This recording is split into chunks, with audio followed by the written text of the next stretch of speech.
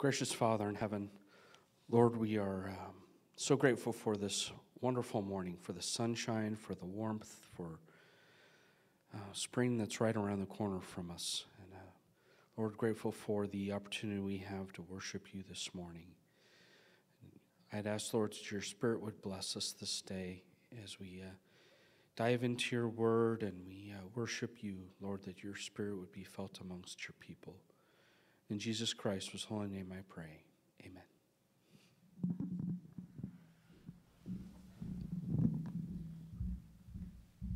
Thank you.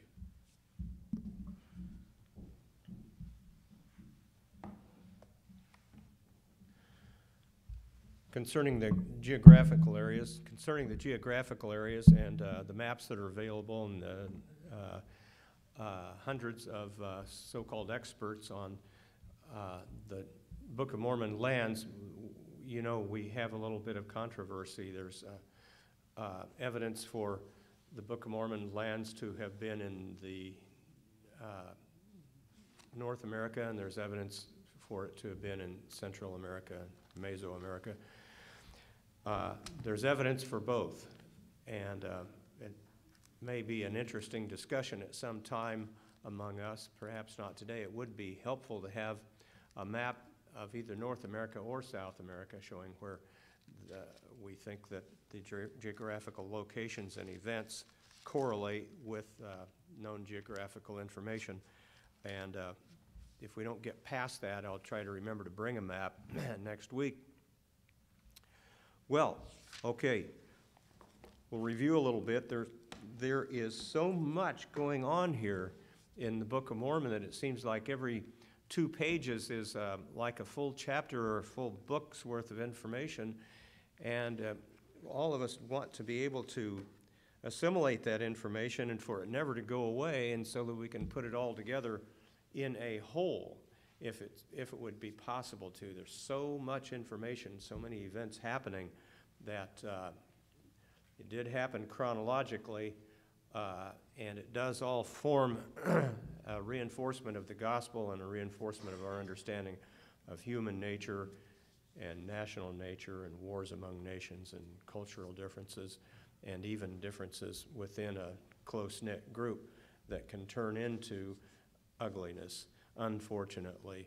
And we are so fortunate at this moment to be involved in a situation here where we have such love for each other and such determination that we're going to grow together. I praise the Lord for that. It's a marvelous situation.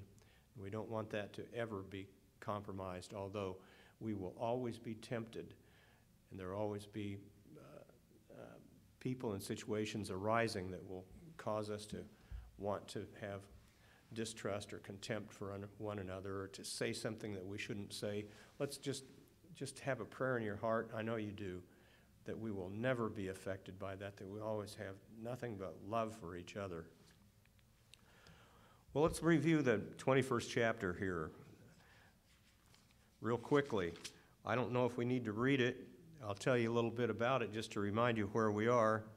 This happened in the 18th year of the reign of Judges. Now, you remember just a couple of months ago, we're talking about the horrible warfare that took place in the 15th year of the reign of the Judges, and we marked that mentally on our mental calendar as a horrible, horrible war that took place there, just 3 years previous to the 21st chapter. So in the 21st chapter, we see Alma and his sons travel among the people and declare the word according to the prophecy and revelation after the holy order of God. The holy order of God, we discussed what type of priesthood that is before. The Zoramites became Lamanites. Zoramites, of course, were followers of Zoram, who was a troublemaker, and he stirred up trouble and hatred and contempt against the virtuous leadership among the Nephites. Got a big following, and that wasn't good enough for him. He wanted to destroy the Nephites, so what did he do? He became friends with the Lamanites, and they joined with the Lamanites, and he felt like it was his personal duty in life to stir up hatred against the Nephites and try to destroy them. It was a terribly dangerous situation, very similar to the situation that we're in today. You see the parallels. So then the Amalekites were chosen as leaders of the Zoramites and Lamanites because why? They had also at one time been Nephites, and they had determined in their hateful and vengeful hearts that they would become enemies of their own people and try to destroy their own people, try to destroy their own culture, which was based on freedom and liberty, free enterprise, happiness. And of course, darkness hates light. They hated it. So they had, in their process of hate and turning against their own people, they had become more vicious. The scriptures say they had become more murderous and wicked in their dispositions. So Amalekites were chosen as leaders of the Lamanites. People of Ammon, though, if you remember them, would not break their covenant. Their covenant was to remain unarmed.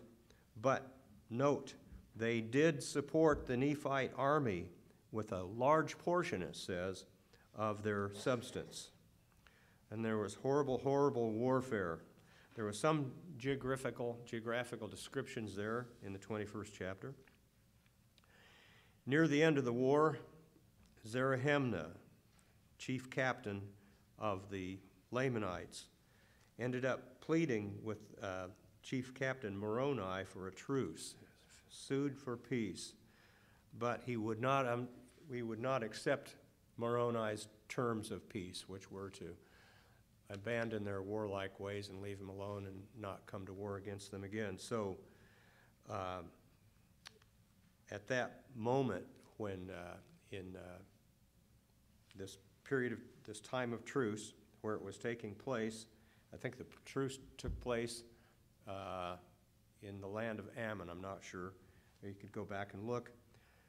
Zerahemnah lunged at Moroni with his sword. Remember what happened then? Who knows? Raise your hand real quick. Jim. I think it was Levi's scalp. Yeah. Whacked his. That's all right. I'll use this one.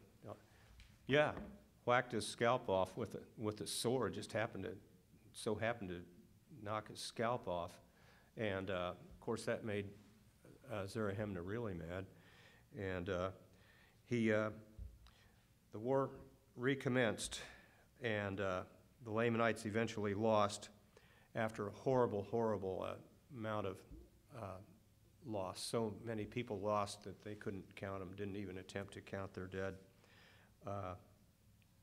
But the Lamanites were obliged to covenant not to attack the Nephites again. Okay, that was in the 18th year of the reign of the judges. We'll see how long that covenant lasted. Ready for the 22nd chapter. Okay, let's jump into that. If there aren't any questions or comments. 22nd chapter begins in what year? I'm not sure. We'll find out. Now it came to pass that Moroni did not stop making preparations for war or to defend his people, Moroni being the chief captain of the Nephite army. For he caused that his army should commence in the commencement of the 20th year of the reign of the judges, that they should commence in digging up heaps of earth round about all the cities throughout all the land which was possessed by the Nephites. And upon the tops of these ridges of earth he caused that there should be timbers, yea, works of timbers built up to the height of a man round about the cities. And he caused that upon these works of timbers there should be a frame of pickets built upon the timbers round about, and they were strong and high. And he caused towers to be erected that overlooked those works of pickets. And he caused places of security to be built upon those towers, that the stones and the arrows of the Lamanites could not hurt them. And they were prepared that they could cast stones from the top thereof, according to their pleasure and their strength, and slay him who should attempt to approach near the walls of the city. Thus did Moroni prepare the strongholds against the coming of their enemies round about every city in all the land. And it came to pass that Moroni caused that his armies should go forth into the east wilderness, and they went forth and drove all the Lamanites who were in the east wilderness into their own lands, which were south of the land of Zarahemla. And the land of Nephi did run in a straight course from the sea east to the sea west. And it came to pass that when Moroni had driven all the Lamanites out of the east wilderness, which was north of the lands of their own possession, he caused that the inhabitants who were in the land of Zarahemla and in the land round about should go forth into the east wilderness, even to the borders by the seashore, and possess that land. And he also placed armies in the south, in the borders of their possession, and caused them to erect fortifications that they might secure their armies and their people from the hands of their enemies. And thus he cut off all the strongholds of the Lamanites in the east wilderness, yea, and also on the west, fortifying the line between the Nephites and the Lamanites, between the land of Zarahemla and the land of Nephi, from the sea west sea, running by the head of the river Sidon. The Nephites, possessing all the land northward, yea, even all the land which was northward of the land bountiful, according to their pleasure. Thus Moroni with his armies, which did increase daily, because of the assurance of protection which his works did bring forth unto them.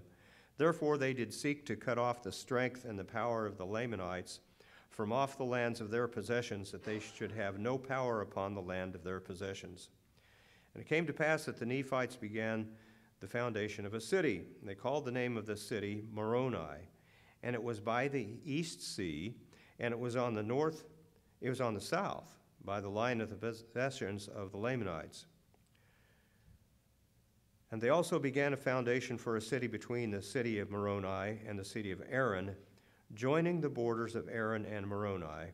And they called the name of the city, or the land, Nephihah, or Nephihah. And they also began in that same year to build many cities on the north, one in particular manner, which they called Lehi, which was in the north, by the borders of the seashore. And thus ended the 20th year. It'd do us a lot of good here to have those maps. I'll try to remember. Maybe we can have a way to project them on the wall so everyone can see them clearly. And in these prosperous circumstances were the people of Nephi in the commencement of the 21st year of the reign of the judges over the people of Nephi. And they did prosper exceedingly.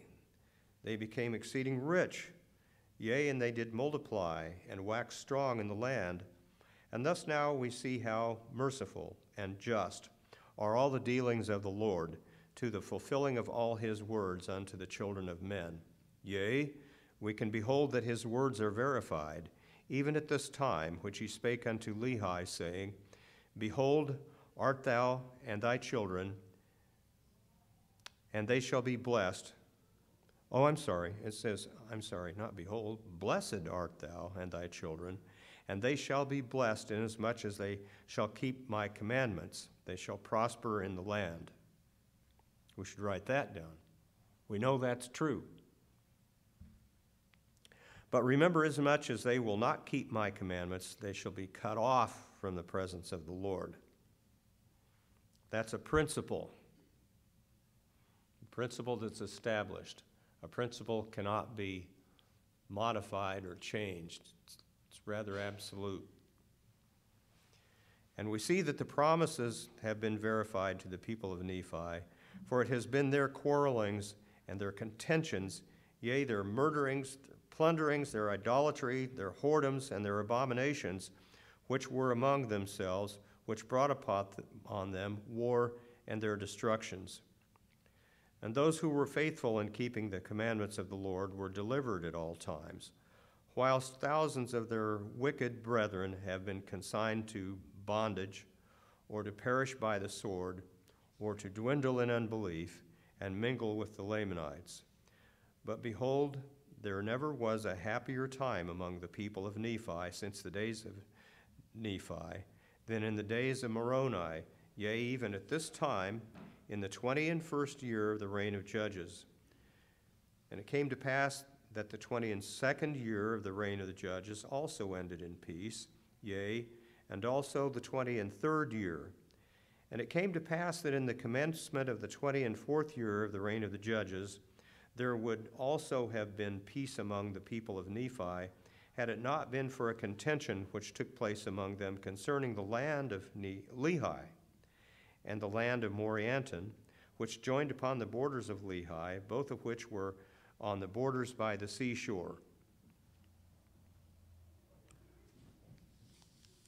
Now, anybody that has a comment going along here that's a valuable comment, raise your hand, and if I don't see you, yell out or someone call my attention to it. You can walk better than I can. I think I can. This is about chapter 21 because we kind of skipped over it. And in it, Amalickiah kills the king and then he marries the queen. And I have always had some wondering in my mind, why did he do that? Because he was already in charge of the armies. Why did he do that? But I guess that there are several tribes. It could be in Central America also. I just know that of the tribes in the southeast United States that were matriarchal. So the king, it always passed through the daughters. It always passed to the oldest daughter instead of the oldest son. It always passed to the eldest daughter. And so it was always through the mother's lineage that they became kings and queens, whatever. Not by the husband. And in some of the tribes, they even had a rule, they had castes in it. And the rule was that whoever would be queen had to marry someone from the lowest caste, that she couldn't marry somebody that was also royalty, that there had to be constant hope within the people that somebody who knew would be king, it's not that they necessarily exercised control over everybody, but their husbands did. And so that was odd. But as I was thinking about that, I also thought about why when Kennedy was killed, it was important to President Johnson that Jackie Kennedy was present when he was sworn in as President of the United States to symbolize that she was giving her blessing, or that the power was passing. It was a really big deal to him that she be there, so everyone knew that he was legitimately president and things like that. So anyway, that's just something that's always made me wonder. And then with the last part that you were reading, when you were reading about all the wickedness and abominations and how there was contentions within the land between the two, boy, that sure seems like right now. In my entire life, I have never seen such a huge divide between people doing what they say in Isaiah about putting wicked up for good and demanding that we follow and obey that wickedness.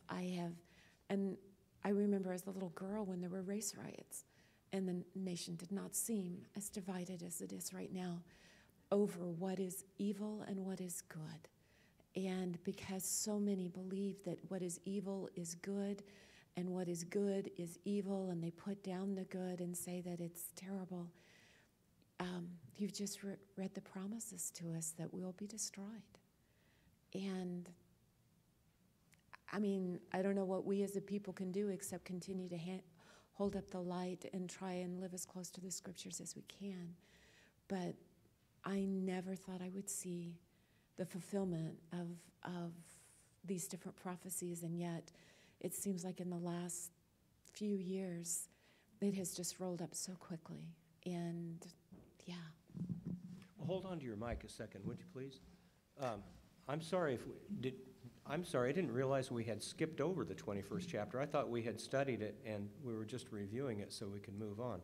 So my apologies. So I will suggest that to you to make sure you read the 21st chapter for more than one reason. One, it illustrates human nature, and it illustrates, again, differences in culture, and also just for the mental exercise and awareness and understanding. It's full of intrigue, you might say. So it is important. If you haven't read the 21st chapter, start there commit it to memory, then move forward, because it is going to be vital to have that knowledge to base the next chapters upon. Thank you. And if you don't mind, when someone else has a comment, it might be easier for you to carry the mic back to them than me. Are you okay with that? Okay. We're ready to move on? All right.